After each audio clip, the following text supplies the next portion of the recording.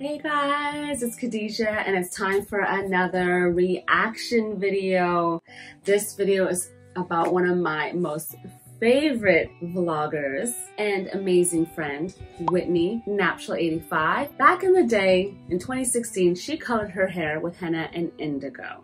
So let's see how it went. So guys, so today we are going to be getting rid of the gray hair. Not all of the gray, just the gray in the front, but using henna and indigo treatment. This is a natural treatment. I haven't used this before ever. It is so cute. She's got like these packages that we had back in the day that are like the Jamila and the indigo packages that are older, which is so cute because it just reminds me of like how far like we've come and just the changes we've made in packaging alone just to, you know, grow as a brand. So it's so cool. In my entire life, I've never used henna and indigo. It was just so confusing to me, and I was always afraid that I would make a mistake. And I actually never had a problem with my gray hair. I actually used to love my gray hair until it started populating in the front over here. I didn't mind like 2 strands, but when you invite your cousins and your aunts over and you're having a barbecue, we have a problem, okay? I couldn't even split my hair without having a freaking forest full of gray hair. She's so cute, like a forest full of gray hair. But yeah, a lot of people do get confused at first. You know, definitely what I really recommend is that you look at the videos that we have here on henna hair coloring. You also must look on our website at hennasooq.com. Check out the Henna 101 page.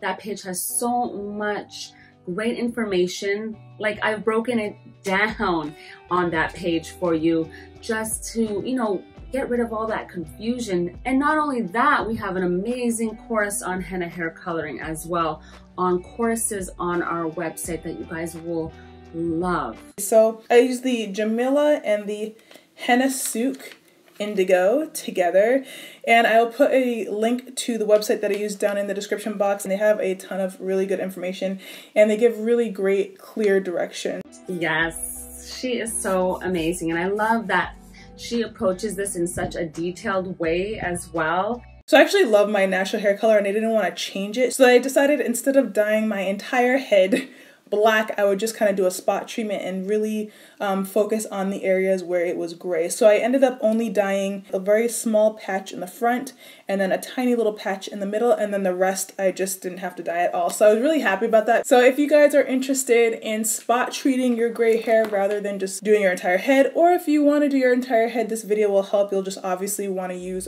more powder. Which is a great tip. Sometimes you might not want to do all of your hair, and that's okay. You can do that maybe once in a while, or maybe not at all, and just do like your roots. Just do, like she mentioned, just a spot touch-up, just exactly where you want to dye your hair and get rid of those grays. You could do it just as easy as that. And we have a lot of clients that either rotate root touch-ups and a full head treatment every once in a while. Just at the end of the day, you do what works best for you, and it's very convenient and easy for you to do. I saw this really funny video. I forgot where it was. I think it was probably TikTok. And it was like, oh, like somebody came back into the salon, was all angry that their grays kept coming back, that this is supposed to be permanent hair dye, which I mention, henna and indigo is permanent hair color, but it's not like permanently like getting rid of your grays and like that they won't grow back. You know, your hair is still gonna grow and you're still gonna have to have more grays, so you will have to do henna hair coloring every 4 to 6 weeks, or about, you know, as often as your hair grows. Alright, so to get our hair a black color, this is a 2-step process. We'll apply the henna first and then the indigo. So to mix the henna, you'll of course need some henna powder, some warm to hot water, green tea, or black coffee. I chose black coffee to help make the color a little bit darker. A ceramic or plastic mixing bowl, a ceramic or plastic spoon, and a piece of plastic wrap to cover the dish. So you're gonna add to the dish your henna, your warm to hot liquid, and you wanna add this a little bit at a time to get the right consistency. You want it to look like pancake batter, getting as many of those lumps out as possible. You can also add a light oil if you want to help soften your hair. Or aloe vera powder, yes, but an oil is good too, because some people are allergic to aloe vera powder, so you can use an oil instead. It's very moisturizing that your hair loves, and add it in. And she's on point. This is really good. The only thing I want to note is that coffee can be drying for hair strands. I still stand by warm to hot distilled water. That works really well, and you don't need to use an acidic liquid. You really don't have to, because again, you're pushing the dryness. And in the salon setting, no one is using all these fancy liquids. We're keeping it pretty simple, warm to hot distilled water, and it works amazing. It's about the application and getting it in really good. So let's keep watching. Now cover it tightly with your plastic wrap, and I like to add a rubber band for good measure. Now, since this is natural, the processing time is much longer than your average box dye. We need this to sit out and process for 4 to 6 hours. I let mine sit for a good 6 hours, and now it's ready to apply. And now though, with the newer Jamila crops, because remember this video was made in 2016, the newer crops have been so potent that really 3 to 4 hours max is plenty of time for dye release. And I would not recommend that you do overnight dye release times because it can make the color unpredictable. It is kind of long, and not all henna powders can stay out that long. You're probably gonna miss the peak of the dyeing process, so that way you get best color in your hair. So let's see how she does it. So like I said, I'll only be dyeing the very front section of my hair where I have this patch of gray hair. And as you can see, there's a ton of gray hairs here sticking out everywhere. They're actually a really beautiful white color, but unfortunately, they're just way too distracting. Oh, and I also have a small patch in the back that I'll be coloring as well. Alright, so I'm just locating the patches of gray hair and sectioning them out so that I'll only be dyeing what I absolutely need to. Now, if you're planning on coloring your entire head, you can obviously skip this part and just apply the henna as is, but I really want to keep my natural color, so I'm creating one section in the front and then one small section in the back where the gray hair is. And then securing the rest of my hair out of the way. So my henna is nice and processed and smells great. She's so silly. If you guys don't like the smell of the henna, you know how it's like kind of earthy and hay-like, don't worry. Just use some essential oils. Quick fix. An easy fix. You want to make sure you wear gloves because henna will definitely stain your hands. And since my sections are so small, I'm applying this a little at a time. But again, if you're doing your entire head, you can just apply it like normal. So I'm making sure to cover all my grays with the henna and really coating that section to make sure I don't miss anything. Alright, so when the whole section is coated and all the grays are covered, I roll the section up and into itself, rinse my glove off and grab a plastic sandwich bag, place my hand into the bag, and then use it to cover the section while it processes. That is a super cool tip. Get a little sandwich bag, get those roots in that section you want to color, and wrap it up. This is a really good video for those really wanting to figure out those root touch-ups. Now I'm just going to wrap it around and secure with a hair tie. Now repeat the same process to any other sections that you're coloring. If you're dyeing your entire head, just cover it with a plastic cap or a regular plastic shopping bag. So I'm just going to let this process for another 6 hours. It doesn't have to be a full 6 hours. Again, the color can stay in your hair 3 to 4 hours. If you have a heat cap, you can cut that time in half. After 6 hours are up, just remove the plastic bags, and I'm gonna rinse, shampoo, and condition the henna out. And you wanna keep rinsing until the water runs completely clear.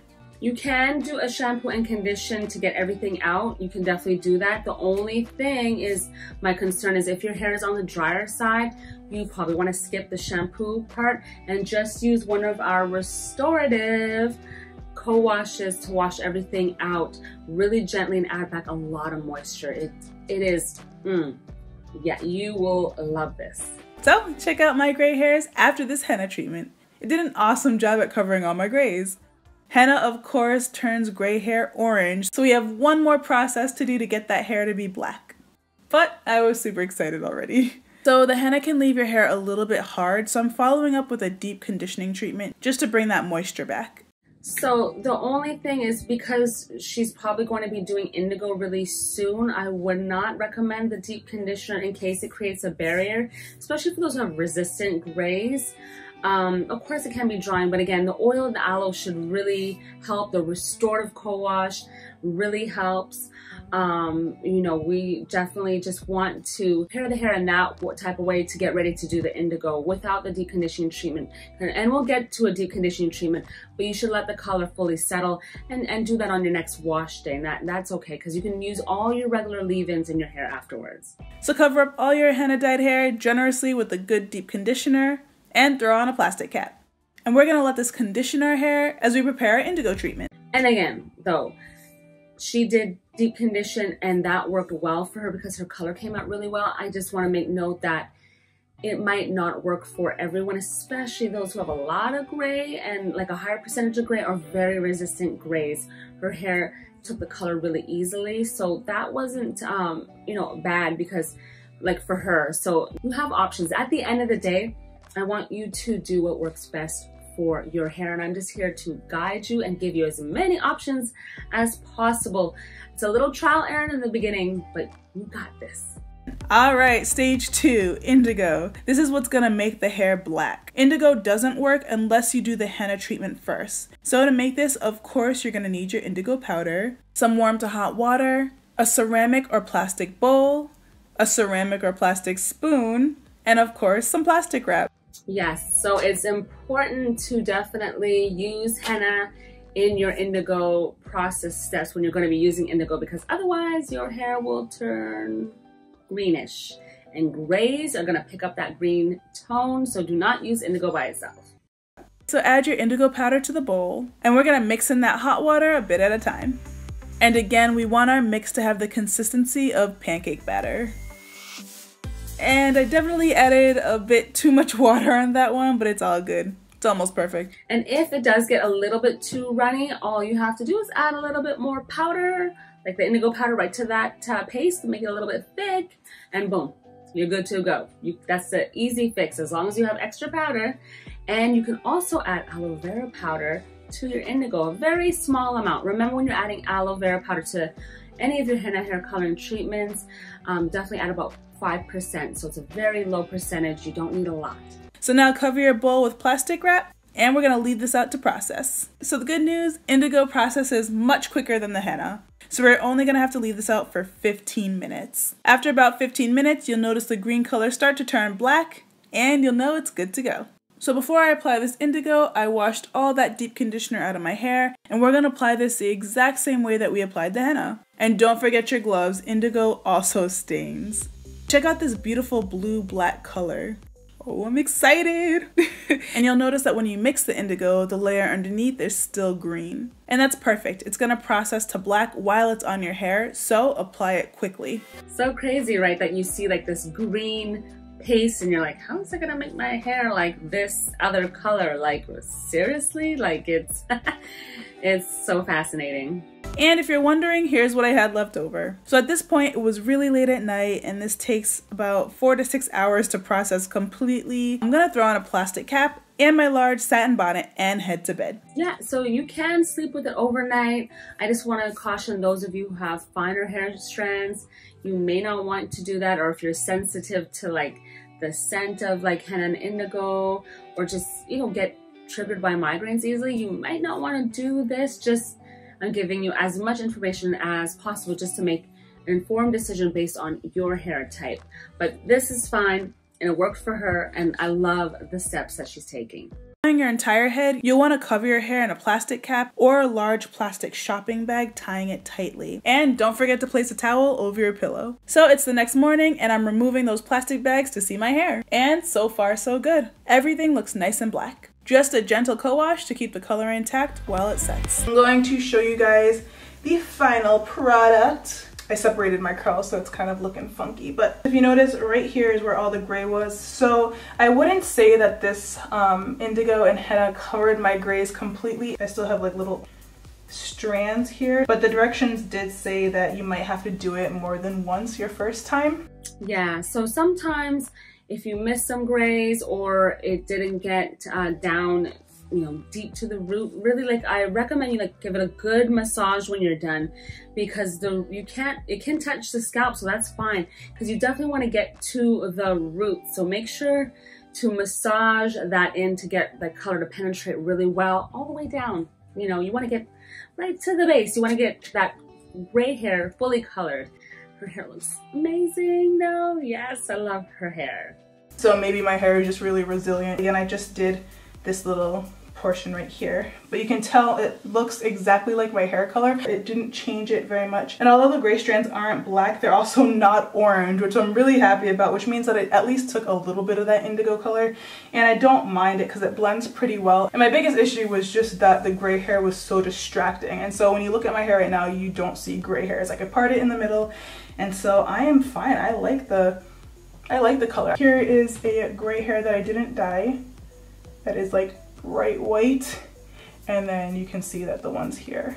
So I think it's a success. I think if I did it again, my hair would probably be pitch black, but I'm not even gonna sweat it. I don't care.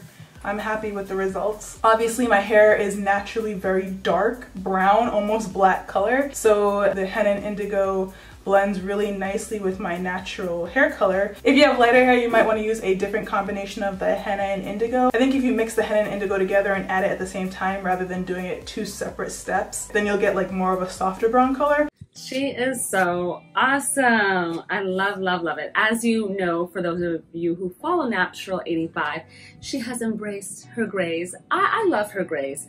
You know, sometimes I can look at someone's hair and be like, you know what, if you want to go gray, that's great, because you actually really look beautiful with gray hair. I don't necessarily think everyone needs to do henna and indigo hair coloring. It's a matter of what works best for you, what makes you happy. That's the most important focus of your hair, is making your hair happy and making yourself happy, because this is about you. You know, this is all about you. So focus on that and what makes you happy, definitely. So if you want to stay tuned for more, we are working on an Ayurvedic hair regimen for gray hair. It's gonna be amazing. Keep watching, subscribe to our channel, because I always have such amazing videos that you don't wanna miss. And I will see you next time. Bye.